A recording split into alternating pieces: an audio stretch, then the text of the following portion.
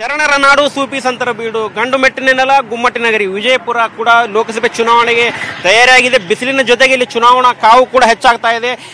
News 18 Kannada ಏನೊಂದು ಕೇಳ್ರಪ್ಪ ಕೇಳಿ ಕಾರ್ಯಕ್ರಮ ನಡೆಸ್ತಾ ಇದೆ. ಆ ಒಂದು ಕಾರ್ಯಕ್ರಮ ಸಂಬಂಧಪಟ್ಟಂತೆ ವಾಹನ ಕೂಡ ಇಲ್ಲಿ ಬಂದಿದೆ. ಇಲ್ಲಿ ನೂರಾರು ಸಂಖ್ಯೆಯಲ್ಲಿ ನಾನಾ ವರ್ಗದ ಜನರು ಇಲ್ಲಿ ಸೇರಿದ್ದಾರೆ. ಅವರು ಈ ಒಂದು ಲೋಕಸಭೆ ಚುನಾವಣೆಯಲ್ಲಿ ಯಾವ ಅಭಿಪ್ರಾಯ ವ್ಯಕ್ತಪಡಿಸ್ತಾರೆ, ಯಾವ ಅಭ್ಯರ್ಥಿ ಮತ ಹಾಕ್ತಾರೆ, ಯಾಕೆ ಹಾಕ್ತಾರೆ, ಅವರ ಅಭ್ಯರ್ಥಿಗಳನ್ನು ಏನು ನೋಡಿ ಅವರಲ್ಲಿ ಗುಣಗಳನ್ನು ನೋಡಿ ಮತ ಚಲಾಯಿಸ್ತಾರೆ ಮೊದಲು ಕೇಳೋಣ. ಈಗ ಅವ್ರ ಬಾಯಿಂದನೇ ಅವರು ತಮ್ಮ ಮನದಾಳದ ಮಾತುಗಳನ್ನು ಹೇಳ್ತಾರೆ, ಅವುಗಳನ್ನ ಕೇಳೋಣ ಬನ್ನಿ. ಕೇಳ್ರಪ್ಪ ಕೇಳ್ರಿ, ಈ ಸಾರಿ ರಮೇಶ್ ಜಿಗಜಿಣಗಿ ಅವರು ಬಿಜಾಪುರದಿಂದ ಗೆಲ್ತಾರ, ನರೇಂದ್ರ ಮೋದಿ ಅವರು ಮತ್ತೆ ಪ್ರಧಾನಮಂತ್ರಿ ಆಗ್ತಾರ. ಅವರು ಹಲವಾರು ಅಭಿವೃದ್ಧಿ ಕಾರ್ಯಗಳನ್ನ ಮೆಚ್ಚಿ ಜನರು ಅವರೊಂದು ರಮೇಶ್ ಜಿಗಜಿಣಗಿ ಅವರನ್ನ ಮತ್ತೊಂದು ಸಲ ಹ್ಯಾಟ್ರಿಕ್ ಗೆಲುವು ಕಲಿಸ್ತಾರಂತೇಳಿ ನಾನು ಹೇಳಿಕೆ ಬಯಸ್ತೇನೆ. ಕೇಳ್ರಪ್ಪ ಕೇಳ್ರಿ, ನಮ್ಮ ಬಿಜಾಪುರ ಅತಿ ಹಿಂದುಳಿದ ಜಿಲ್ಲೆ. ಸೊ ನಮಗೆ ಬೇಕಾಗಿರೋದು ಏನಂತ ಹೇಳಿದ್ರೆ, ಬಿಜಾಪುರ ಪ್ರವಾಸೋದ್ಯಮ ಬೆಳಿಬೇಕು, ವಿಮಾನ ನಿಲ್ದಾಣ ಆಗಬೇಕು, ಈ ನಗರ ಎತ್ತರವಾಗಿ ಬೆಳಿಬೇಕು. ಯಾಕಂದ್ರೆ ಮಹಾರಾಷ್ಟ್ರ ಗಡಿಯ ಭಾಗ ಇರೋದ್ರಿಂದ, ಹೆಬ್ಬಾಗಿಲಿರೋದ್ರಿಂದ ಬಹಳಷ್ಟು ಸಾಕಷ್ಟು ಇಲ್ಲಿ ಅನುಕೂಲಗಳು ಆಗಬೇಕು. ಬಹಳ ಹಿಂದುಳಿದಿದೆ, ಮಾಸ್ಟರ್ ಪ್ಲಾನ್ ಆಗಬೇಕು, ಇಂಥ ಅಭ್ಯರ್ಥಿಗಳು ಆಗಬೇಕು ಅಂತೇಳಿ ಬರೀ ಕೇವಲ ಯಾರ್ದಾರೆ ಹೆಸರು ಇಟ್ಕೊಂಡು ನನಗೆ ಮತ ಹಾಕ್ರಿ ಅಂತ ಹೇಳೋರು ಬೇಕಾಗಿಲ್ಲ. ಇಲ್ಲಿ ತನ್ನ ಸ್ವಂತ ಬುದ್ಧಿಶಕ್ತಿ ಮೇಲೆ ಕೆಲಸ ಮಾಡೋರು ಬೇಕು. ನಮಗೆ ಕೇವಲ ಬೇರೆಯವ್ರ ಹೆಸರಿನಿಂದ ನನಗೆ ಮತ ಹಾಕ್ರಿ, ಅವ್ರು ಬೇಕು ಇವ್ರು ಬೇಕು ಅನ್ನೋರು ಬೇಕಾಗಿಲ್ಲ. ಆದ ಕಾರಣ ನಾವೆಲ್ಲರೂ ಸೇರಿ ಬಿಜಾಪುರಿಗೆ ಯಾರು ಅಭಿವೃದ್ಧಿ ಮಾಡ್ತಾರ ಅವರಿಗೆ ಮತ ಕೊಡೋಣ ಅಂತ ಹೇಳಿಕೆ ಇಷ್ಟಪಡ್ತಾ ಇದ್ದೇನೆ. ಕೇಳ್ರಿ, ಇಲ್ಲಿ ವಿಜಯಪುರ ಜಿಲ್ಲೆ ಅಭಿವೃದ್ಧಿಗಾಗಿ ರಮೇಶ್ ಜಿಗಜಿಣಗಿ ಅವರನ್ನು ಕ್ಯಾಂಡಿಡೇಟ್ ಆಗಿ ಮಾಡಲಾಗಿದೆ. ಹಾಗೂ ನರೇಂದ್ರ ಮೋದಿ ಅವರು ಮಾಡಿದ ಕೆಲಸಗಳು ಬಹಳ ಇದೆ.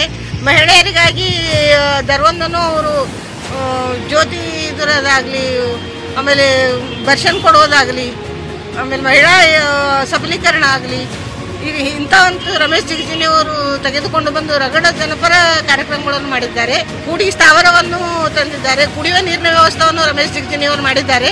ಅದಕ್ಕಾಗಿ ಇವರಿಗೆ ನೀವು ನಿಮ್ಮ ಮತವನ್ನು, ಅಮೂಲ್ಯವಾದ ಮತವನ್ನು ಕೊಟ್ಟು ಅವ್ರನ್ನ ಆರಿಸ್ತರಬೇಕಾಗಿ ನಿಮ್ಮೆಲ್ಲರನ್ನು ವಿನಂತಿಯನ್ನು ಮಾಡಿಕೊಳ್ತೇವೆ. ಕೇಳ್ರಪ್ಪ ಕೇಳ್ರಿ, ಮತ್ತೊಮ್ಮೆ ಮೋದಿ ಮತ್ತೊಮ್ಮೆ ಜಿಗಜಿಣಗಿ ಹ್ಯಾಟ್ರಿಕ್ ಬರ್ಸ್ತಾರ ಅವರು, ಅದ್ರಾಗೇನು ಸಂದೇಹ ಇಲ್ಲ. ಯಾಕಂದ್ರೆ ಕೆಲಸ ಯಾರ ಹಿಂದಿನ ಸಂಸದರು ಮಾಡಲಾದ ಫಂಡ್ ನಮ್ಮ ಬಿಜಾಪುರ ಜಿಲ್ಲಾಗೆ ತಂದಾರ. ಮತ್ತು ನಮ್ಮ ದೇಶಕ್ಕಾಗಿ ಏನು ಒಳ್ಳೇದು ಮಾಡಬೇಕು ಮೋದಿಯವರ ಕೈ ಬಲಪಡಿಸ್ಲಿಕ್ಕೆ ನಮ್ಮ ಜಿಗಜಿಣಗಿ ಅವ್ರದ್ದು ದೊಡ್ಡ ಕೊಡುಗೆ ಅದ. ನಮ್ಮದು ಎಲ್ಲರದು, ನಮ್ಮ ಬಿಜಾಪುರ ಜಿಲ್ಲಾ ಜನರದ್ದು ಎಲ್ಲರದ್ದು ಕೊಡುಗೆ ಅದ.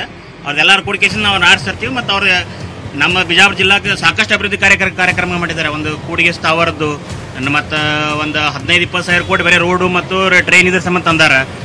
ಏನು ಹೇಳದ ಹಿಂದೆ ತಲಾದಾರ ಸಂಸದರು ಅವ್ರು ಸ್ಥಿತಿ ತಂದಾರ ಅವರು. ಕೇಳ್ರಪ್ಪ ಕೇಳ್ರಿ, ಈಗ ಬಿಜಾಪುರದಲ್ಲಿ ಲೋಕಸಭಾ ಚುನಾವಣೆ ಬಂದಿದೆ.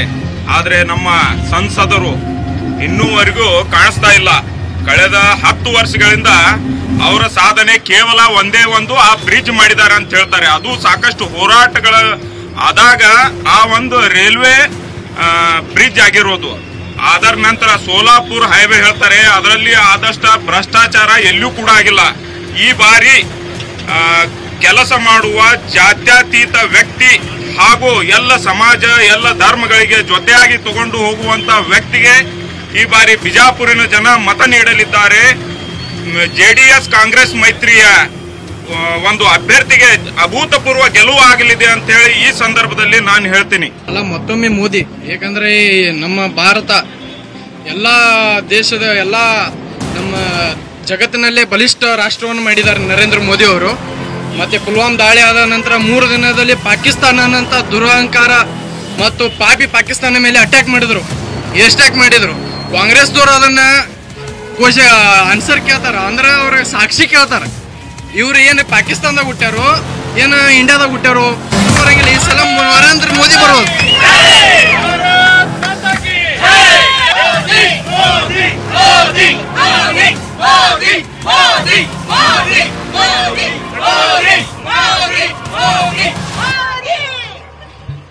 ನರೇಂದ್ರ ಮೋದಿ ಅವರು ಮತ್ತೆ ಬರ್ತಾರೆ.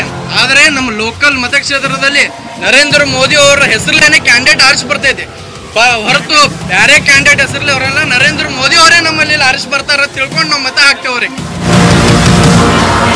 ಕೇಳ್ರಪ್ಪ ಕೇಳ್ರಿ, ನ್ಯೂಸ್ 18 ಕನ್ನಡ ಚಾನಲ್ ಇವತ್ತು ಒಂದು ಬಿಜಾಪುರ ಜಿಲ್ಲೆಯಲ್ಲಿ ಅದ್ಭುತವಾದಂತಹ ಕಾರ್ಯಕ್ರಮ ಅಂತ ಹೇಳ್ಬೋದು. ಎಲ್ಲ ಒಂದು ಪ್ರಜೆಗಳ ಮನದಾಳದಲ್ಲಿ ನಮ್ಮ ದೇಶದ ಚುಕ್ಕಾಣಿಯನ್ನು ಯಾರು ಕೊಡಬೇಕು ಅನ್ನೋ ಒಂದು ಉದ್ದೇಶದಿಂದ ಇದು ಮಾಡಬಹುದು ಅಂತ ನನ್ನ ಅಭಿಪ್ರಾಯ.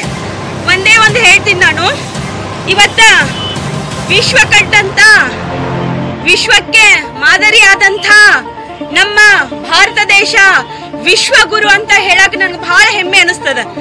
ನಮಗೆ ಸ್ವತಂತ್ರ ಸಿಕ್ಕು 70 ವರ್ಷ ಆದ್ರೂ ಕೂಡ ನಾವು ಬಡ ರಾಷ್ಟ್ರ ಎಲ್ಲಿವರೆಗೂ ನಾವು ಬಡವರಾಗಿರೋದು. ನೀವು ಹೇಳುವ ಪದ್ಧತಿ ಹೆಂಗೈತಿ ಅಂತಂದು ವಿರೋಧ ಪಕ್ಷದವರು ನಾವು ಬಡವರು ಯಾಕ್ರಿ ನಾವು ಇವತ್ತು 5 ವರ್ಷದಾಗ ನರೇಂದ್ರ ಮೋದಿ ಅವರು ವಿಶ್ವ ಗುರುವನ್ನು ಮಾಡಿದ್ದಾರೆ ನಮ್ಮ ದೇಶ. ಇನ್ನೂವರೆಗೂ ನಿಮ್ಮ ಕೈಯಾಗ ನಾವೇನಾದ್ರೂ ನಿಮಗೆ ಅಧಿಕಾರ ಕೊಟ್ರ ಅಂತಂದ್ರ ಇವತ್ತು ಏನು ನಮ್ಮ ಭಾರತ ದೇಶ ವಿಶ್ವ ಗುರು ಆಗಿದೆ ನೋಡು, ಒಳ್ಳೆ 50 ವರ್ಷಕ್ಕೆ ಹಿಂದುಳಿತೀವಿ. ಇದೊಂದು ಸತಸಿದ್ಧ ಅಂತಂದ ನೀವು ತಿಳ್ಕೊಂಡು ಇವತ್ತು ನಮ್ಮ ಭಾರತ ದೇಶದ ಭವಿಷ್ಯ ಯಾರ ಕೈಯಾಗ ಐತಂತಂದ್ರ ಪ್ರಜ್ಞಾವಂತ ಪ್ರಜೆಗಳು ಅಷ್ಟೇ ಅಲ್ಲದೆ ವಿದ್ಯಾವಂತ ಯುವತಿ ಮತ್ತು ಯುವತಿಯರ ಕೈಯಲ್ಲಿ ಇವತ್ತು ನಮ್ಮ ದೇಶ ಇದೆ. ಇವತ್ತ ದೇಶದ ಪ್ರಧಾನಿಯನ್ನು ಆರಿಸುವವರು ಯಾರಂತಂದ್ರ ನಮ್ಮ ವಿದ್ಯಾವಂತ ಯುವಕರು, ಎಳ್ಳದ್ದು ರೈತರು, ವಿದ್ಯಾವಂತ ಪ್ರಜೆಗಳು. ಮತ್ತೊಮ್ಮೆ ಮೋದಿ, ಮಗದೊಮ್ಮೆ ಮೋದಿ, ಮೈ ಹೋ ಏಕ್ ಚೌಕಿದಾರ್ ಅಂತಂದು ಹೇಳಕ್ ನಾನು ಇಷ್ಟಪಡ್ತೀನಿ. ಇದು ವಿಶ್ವನ ಹೇಳ್ತಾ ಇದ್ದಾರೆ. ಮತ್ತೊಮ್ಮೆ ಮೋದಿ ಅವ್ರ ಕೈಯಾಗ ಭಾರತ ದೇಶ ಕೊಟ್ರಂತಂದ್ರ ಆ ಮಹಾನ್ ವ್ಯಕ್ತಿ ರಾಜ ಬಹಳ ಅದ್ಭುತವಾದಂತದ್ದು ಹೇಳ್ಬೋದು.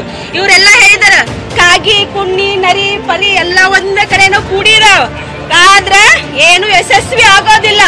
ಇವತ್ತ ಅವ್ರು ಹೋರಾಡಕ್ ಶಕ್ತಿ ಇರ್ಲಾರ್ದಕ್ಕ ಎಲ್ಲ ಸಣ್ಣ ಕ್ರಿಮಿಗಳು ಜೋಡಾಗಿ ಕಾಟ ಇವತ್ತ ಅದ್ಭುತವಾದಂತ ಒಂದು ಹುಲಿಯನ್ನು ಸೋಲ್ಸಕ್ಕೆ ಇವರು ರೆಡಿ ಆಗಿದಾರ. ಎಂದೂ ಇಲ್ಲ. ಸಿಂಹ ಯಾವಾಗ್ಲೂ ಗರ್ಜನೆ ಮಾಡುತ್ತೆ, ಅದನ್ನ ರಕ್ಷಣೆ ಹೆಂಗ್ ಮಾಡ್ಬೇಕಂತಂದು ಸಿಂಹನ್ನು ಹುಲಿಗೆ ಗೊತ್ತಿರುತ್ತೆ, ನನ್ನ ನಾಡನ್ನ ನನ್ನ ಕಾಡನ್ನು ಹೆಂಗ್ ರಕ್ಷಣೆ ಮಾಡ್ಬೇಕಂತ. ಅದೇ ರೀತಿಯಾಗಿ ಮೋದಿಜಿ ಅವ್ರನ್ನು ಕೂಡ ನನ್ನ ಭಾರತ ದೇಶವನ್ನು ಹೆಂಗ್ ರಕ್ಷಣೆ ಮಾಡ್ಬೇಕಂತ ಅದ್ಭುತವಾದಂತ ದೇವರು ಅವರಿಗೆ ಇನ್ನಿಷ್ಟು ಆರೋಗ್ಯ ಕೊಡ್ಲಿ ಅಂತಂದು ದೇವರಲ್ಲಿ ಪ್ರಾರ್ಥನಾ ಮಾಡ್ಕೋತೀನಿ. ಕೇಳ್ರಿ, ಈ MP ಇಲೆಕ್ಷನ್ ನಲ್ಲಿ ವಿಶೇಷ ಏನಪ್ಪಾ ಅಂತಂದ್ರೆ ಸನ್ಮಾನ್ಯ ಶ್ರೀ ರಮೇಶ್ ಜಿಗಜಿಣಗಿ ಅವರ ಬಗ್ಗೆ ಅಪಾರವಾದ ಈ ಜನರಲ್ಲಿ ಪ್ರೀತಿ ಇರೋದಕ್ಕೆ ಎಲ್ಲರೂ ಇಷ್ಟು ರೊಚ್ಚಿಗೆ ಕಾಯ್ತಾ ಇದಾರಪ್ಪ ಅಂದ್ರೆ ಯಾವಾಗ MP ಇಲೆಕ್ಷನ್ ಬರುತ್ತೆ, ನಾವ್ ಯಾವಾಗ ಮತ ಚಲಾಯಿಸೋಣ, ಯಾವಾಗ ರಮೇಶ್ ಜಿಗಜಿಣಗಿ ಅವರು ಹ್ಯಾಟ್ರಿಕ್ ಬಾರಿಸ್ತಾರೆ ಅಂತ ಕಾಯ್ತಾ ಇದಾರೆ ಎಲ್ಲರೂ. ಇದಕ್ಕೆ ಮಾದರಿ ಏನಪ್ಪಾ ಅಂದ್ರೆ ಅವ್ರು ಮಾಡಿರ್ತಕ್ಕಂತ ಕೆಲಸಗಳು ಒಂದಲ್ಲ ಎರಡಲ್ಲ. ಯಾಕಂದ್ರೆ ಜನರಿಗೆ ಹೇಳಿದ್ರೆ ಕೆಲವೊಂದು ಜನರಿಗೆ ಏನ್ ಅನಿಸ್ತೈತಿ, ರಮೇಶ್ ಜಿಗಜಿಣಗಿ ಅವರು ಎಲ್ಲಿ ಹೇಳಂಗಿಲ್ಲ ಕೆಲಸ ಮಾಡಿದ್ದು. ಯಾವ್ದು ಕೆಲಸ ಹೇಳ್ಬೇಕಂತಲ್ಲ, ಯಾರು ತಂದೆ ತಾಯಿಗಳು ತಮ್ಮ ಮಕ್ಕಳಿಗೆ ಯಾವ್ದು ಕೆಲಸವನ್ನು ಹೇಳಂಗಿಲ್ಲ, ನೋಡಿ ಕಲಿತಾರ. ತಮ್ಮ ಮಕ್ಕಳನ್ನ ಯಾವ ರೀತಿ ಭರವಸೆ ಮ್ಯಾಗ ಅಂದ್ರೆ ಭರವಸೆ ಇರ್ತೈತಲ್ಲ, ಮಕ್ಕಳು ಒಳ್ಳೆಯವ್ರದಾರ ಅಂತೇಳಿ, ಹಂಗ ನಮ್ಮ ರಮೇಶ್ ಜಿಗಜಿಣಗಿ ಅವರ ಕೆಲಸ ಅತಿ ಉತ್ತಮದ. ಅದಕ್ಕೆ ಅವರು ಇಲ್ಲಿ ಹ್ಯಾಟ್ರಿಕ್ ಮತ್ತು ಚಿಕ್ಕೋಡಿಯಲ್ಲೂ ಹ್ಯಾಟ್ರಿಕ್ ಮಾಡಿದ್ದಾರೆ, ಇಲ್ಲಿ ಮತ್ತೊಮ್ಮೆ ಹ್ಯಾಟ್ರಿಕ್ ಮಾಡೇ ಮಾಡ್ತಾರೆ. ಮತ್ತೆ ಇದರ ಜೊತೆಗೇನೆ ಸನ್ಮಾನ್ಯ ಶ್ರೀ ನರೇಂದ್ರ ಮೋದಿ ಅವರು ಕೆಲಸಗಳಂತೂ ಇಡೀ ದೇಶಕ್ಕೆ ಮಾದರಿಯಾಗಿದ್ದಾವೆ. ಇಂಥ ಒಂದು ಪ್ರಧಾನಿ ವಿಶ್ವದಲ್ಲೇ ಮೊಟ್ಟ ಮೊದಲಿಗ ಇಡೀ ವಿದೇಶಗಳಲ್ಲಿ ಎಲ್ಲ ಕಡೆನೂ ಮೋದಿ ಅವರ ಬಗ್ಗೆ ಒಂದು ಹೆಮ್ಮೆ ಇದೆ. ಯಾಕಪ್ಪ ಅಂದ್ರೆ ಇದ್ರ ಬಗ್ಗೆ ಮೋದಿ ಅವರು ಬರೇ ಒಂದು ಸದೃಢ ಭಾರತ ಅಷ್ಟೇ ಅಲ್ಲ, ಒಂದು ದೀನ ದಲಿತರ ಬಂಧುಗಳ ಒಂದು ಆರೋಗ್ಯದ ದೃಷ್ಟಿಯಿಂದ ಆಯುಷ್ಮಾನ್ ಭಾರತ ಇದು ಎಲ್ಲರೂ ಗಮನ ಕೊಡಬೇಕಾಗಿ ವಿನಂತಿ. 5 ಲಕ್ಷ ರೂಪಾಯಿ ಒಂದಲ್ಲ ಎರಡಲ್ಲ, 5 ಲಕ್ಷ ರೂಪಾಯಿ ಒಂದು ಬಡ ಕುಟುಂಬಕ್ಕೆ ಒಂದು ಒಳ್ಳೆ ಕಾಣಿಕೆ ಅಂತ ಹೇಳಕ್ ಇಚ್ಛೆ ಪಡ್ತೇನೆ. ನ್ಯೂಸ್ 18 ಕನ್ನಡ ಕೇಳ್ರಪ್ಪ ಕೇಳಿ ಕಾರ್ಯಕ್ರಮಕ್ಕೆ ವಿಜಯಪುರದಲ್ಲಿ ಸಖತ್ ರೆಸ್ಪಾನ್ಸ್ ಸಿಕ್ಕಿದೆ. ಜನ ಈಗಲೂ ಕೂಡ ಸಾಕಷ್ಟು ಸಂಖ್ಯೆಯಲ್ಲಿ ಮಾತನಾಡಿದ್ದಾರೆ ಮತ್ತು ಇನ್ನೂ ಅಷ್ಟೇ ಪ್ರಮಾಣದಲ್ಲಿ ಜನ ಮಾತನಾಡೋಕೆ ಸಿದ್ಧರು ಕೂಡ ಆಗಿದ್ದಾರೆ. ಕೇಳ್ರಿ, ಈಗಿನ ಲೋಕಸಭಾ ಚುನಾವಣೆಯಲ್ಲಿ ಈಗಾಗಲೇ ಮೋದಿಯವರು 5 ವರ್ಷ ಮಾಡ್ಯಾರ. ಅವ್ರು ಏನು ಸಾಧನೆ ಮಾಡ್ಯಾರ ಅವ್ರಿಗೆ ಗೊತ್ತಿಲ್ಲ. ಅವ್ರು ಎಷ್ಟೋ ಸಾವಿರ ನಿರುದ್ಯೋಗಗಳನ್ನು ಸೃಷ್ಟಿ ಮಾಡ್ಯಾರ. ಅವ್ರು ಏನೋ ಯಾರಿಗೂ ನಿರುದ್ಯೋಗಿಗಳಿಗೂ ಉದ್ಯೋಗ ಕೊಡಲಿಲ್ಲ.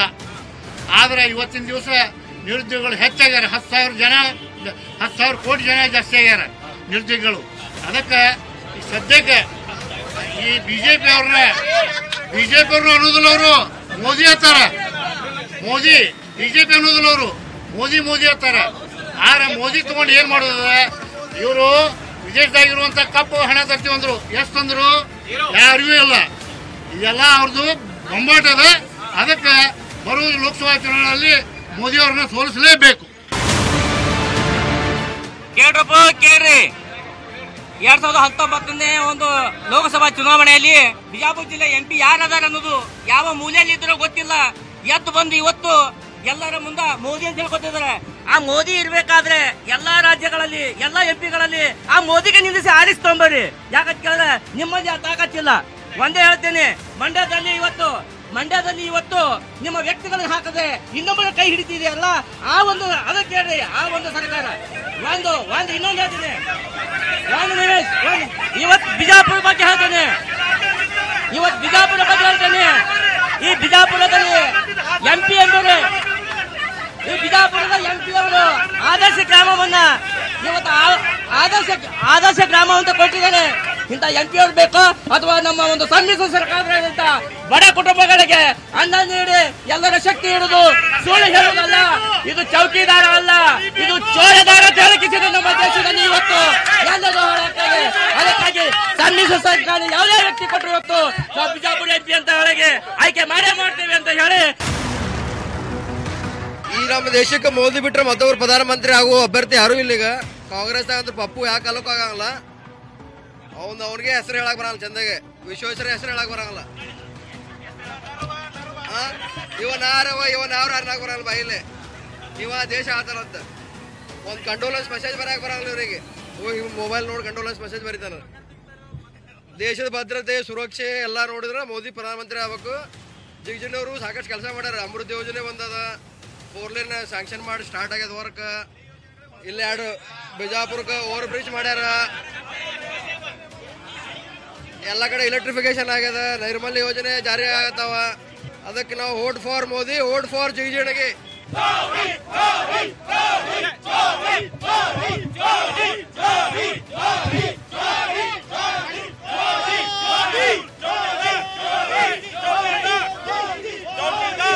BJP ಯಾಕೆ ಸಮರ್ಥ ಮಾಡ್ತಂದ್ರೆ ನಮ್ಮ ದೇಶಕ್ಕೆ ಮೋದಿ ಬೇಕಾಗೈತಿ.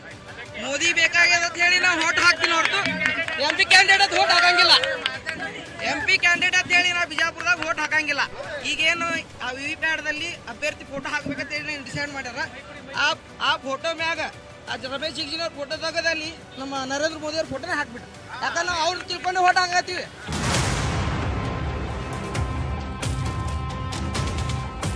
ನೋಡಿದ್ರಲ್ಲ, ಬಸವನಾಡು ಗುಮ್ಮಟಿನಗರಿ ವಿಜಯಪುರದ ಜನ ಏನಿದ್ದಾರೆ ಅವರು ಈ ಬಾರಿ ಲೋಕಸಭೆ ಚುನಾವಣೆಯಲ್ಲಿ ಯಾರಿಗೆ ಮತ ಹಾಕ್ತಾರೆ, ಯಾಕೆ ಹಾಕ್ತಾರೆ ಎಂಬುದನ್ನು ಹೇಳಿಕೊಟ್ಟಿದ್ದಾರೆ. ಇದು ನ್ಯೂಸ್ 18 ಕನ್ನಡ ಕೇಳಿ ಕಾರ್ಯಕ್ರಮಕ್ಕೆ ಸಿಕ್ಕ ಸಖತ್ ರೆಸ್ಪಾನ್ಸ್ ಆಗಿದೆ. ಜಾಲ ನಮ್ಮದು, ಬಲ ನಿಮ್ಮದು.